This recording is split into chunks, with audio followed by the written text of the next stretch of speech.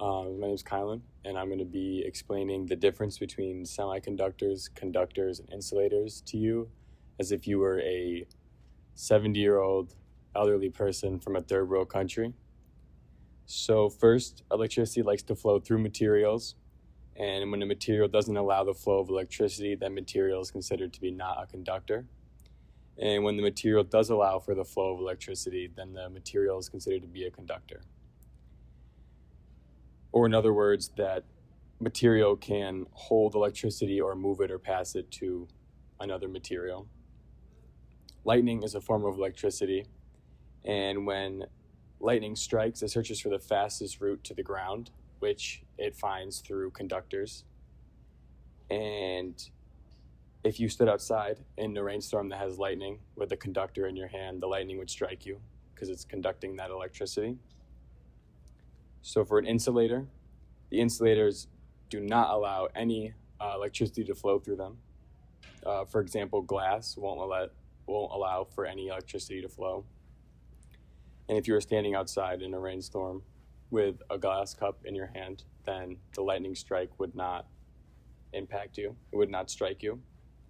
For a conductor, they allow the electricity to flow easily. For example, like steel. So if you were to stand outside in the lightning storm with a shovel, then the lightning would strike the shovel and you would be struck by lightning. For a semiconductor, they allow electricity to flow but can be changed easily by adding or subtracting other materials. And the semiconductors are what make up the screens in your iPads or your iPhones. And now I'm going to pass it on to Christian. Hello, I'm Christian, and I'll be explaining a couple things to a first-year ME student who hasn't taken ESE 220 yet. So first, I want to explain the three primary bonds that exist. We have ionic bonds, covalent bonds, and metallic bonds. Ionic bonds are formed between two oppositely charged ions, like in NaCl, where Na is positively charged and Cl is negatively charged. Next, we have covalent bonds. These bonds are formed when two atoms share electrons in order to form a bond. Next up, we have metallic bonds. These bonds are formed when a group of metal atoms are all joined by essentially a sea of electrons. Next up are van der Waals bonds. These bonds are formed similar to how magnets attract each other. So as you can see on the image up here, these two magnets just attract each other. South Pole and North Pole attract each other, and that's similar to how these van der Waals bonds form. Next up, let's talk about hydrogen bonds. These bonds are just formed when two atoms have different electronegativities, and that is the only way that they attract each other, which is why they have an extremely weak bond. So next, I want to talk about energy bands. Energy bands are just a group of energy levels, which I'll get a little more into later on. Energy bands are just a group of energy levels where electrons can be found. Next, I want to talk about band gap theory. To understand this, I'll go a little more in depth on what an energy level is. An energy level is essentially just corresponds to an amount of energy that an electron has. So essentially, the more energy that an electron has, the higher its energy level is going to be. And let's remember, energy bands are a cluster of energy levels.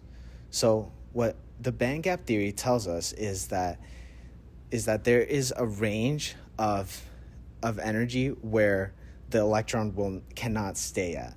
So essentially, there's one band, then there's another band, and there's a range between those two bands where the electron cannot go.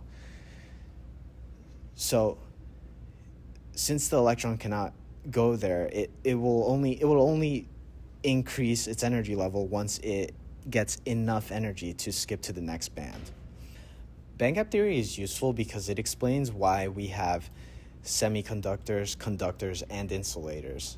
Semiconductors essentially have somewhat narrow band gaps, so it's easier for an electron to jump from one band to the other.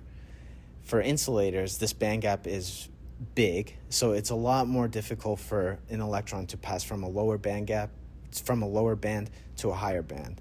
And for conductors, for most conductors, this gap is essentially non-existent. They just overlap. As an ESE 220 student, you'll eventually do a lab where you'll just be testing the resistance formula. So for this lab, we just looked at a bunch of different resistors, and we put a couple resistors in series to see how that would affect resistance. And as you can imagine, putting a bunch of resistors in series, that increases the resistance. Now, the one way that you can look at this is that by putting a bunch of resistors in series, you're essentially just making that one resistor longer, which, as you can see in the formula, would make the resistance increase. Now, we also looked at a potentiometer, which essentially kind of works as a variable resistor. The way that this variable resistor worked is that we just move a small metal tab to just make the resistor itself longer or shorter. Now, as we made the resistor longer, the resistance increased, and as we made the resistor shorter, the resistance would decrease. Now I'll pass it on to Yuki to talk about part 3 of the project. To Project 5 of Material Science, I'm Yuki, and I'll be doing part 3. In part 3, I'll be talking about electrons, holes, and mobility. So to start things off, what are electrons? Electrons are basically anything that can move, and when they move, they will carry electricity or energy with them. Next up, what is a hole? A hole is just an empty spot where an electron could be, and an example of this is a student sitting in a chair, and there's no space to move, while an empty chair is beside them and they could slide over. And that just demonstrates how electrons can move between the holes. And then mobility is the means on how easily the electron can move, or holes can move, easily between them. Next up is intrinsic versus extrinsic semiconductors, which for the intrinsic one, there's fewer carriers, which means low activity. Extrinsic means higher activity, and the demonstration between, or example between these, are silicon and germanium, of them having either moderate mobility or higher mobility. Next up is LED color and band gap energy. The LED color is just based upon the band gaps, and the visible colors are between either high energy light or low energy light, so determine on whether or not one is visible colors or infrared. Next one is why GAP emits green and GAAS emits infrared. So this just depends on either whether one is large band gap or one smaller band gap.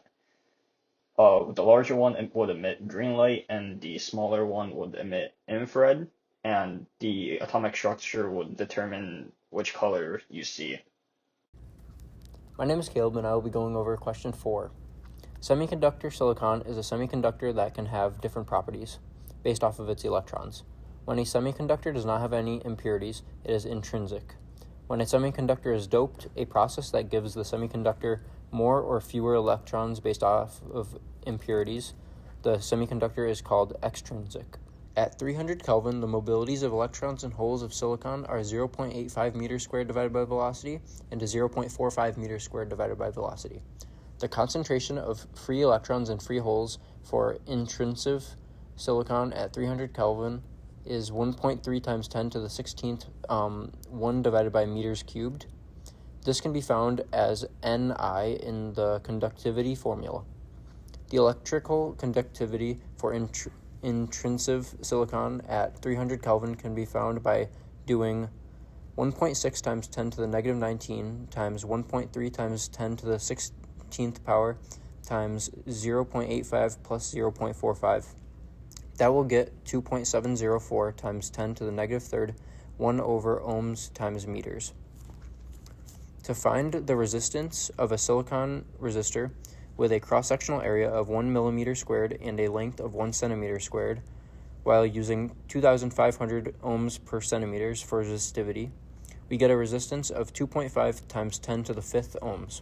When you replicate these equations with 700 Kelvin, you will get Ni is equal to 4.199 times 10 to the 27th power with units of 1 divided by meters cubed and conductivity of 8.73 times 10 to the 8th power 1 divided by ohms times meters. Now I will pass it on to Kyla. If the silicon is doped with a 2 times 10 to the 19 centimeters cubed of boron atoms, the concentration of electrons, or N, would equal 8.4 times 10 to the 12th, and the P, or the doped concentration, would equal 2 times 10 to the 19 centimeters cubed. Using the equation, sigma equals E times N of I times mu of E plus mu of H, where sigma is conductivity, E is the charge of an electron, which is 1.6 times 10 to the negative 19, mu E is the mobility of electrons, and mu H is the mobility of holes. We can see intrinsically that N does not equal P, and that the concentration of electrons, N, equals N of I squared over P, where N of I is the intrinsic concentration and P is the doped concentration.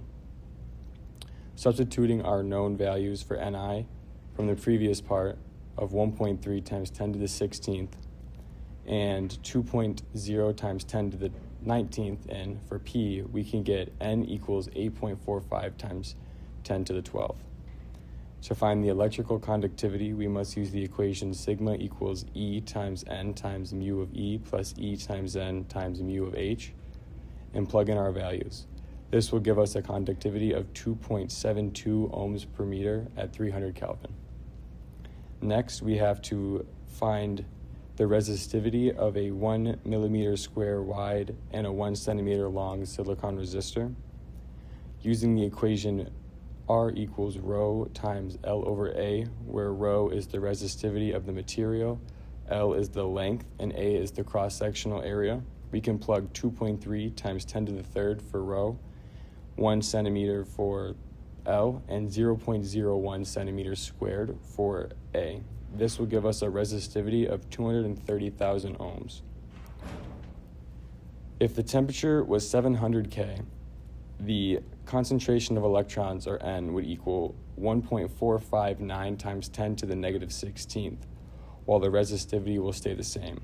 We got that by solving the intrinsic concentration, N of I, equals the exponential times E of G over KBT, where EG is 1.2 times 1.6 times 10 to the negative 19th, and T is the temperature. After solving for the intrinsic concentration N of I at 700 kelvins, we plug that back into N equals N of I squared over P to get N equals 1.459 times 10 to the negative 16.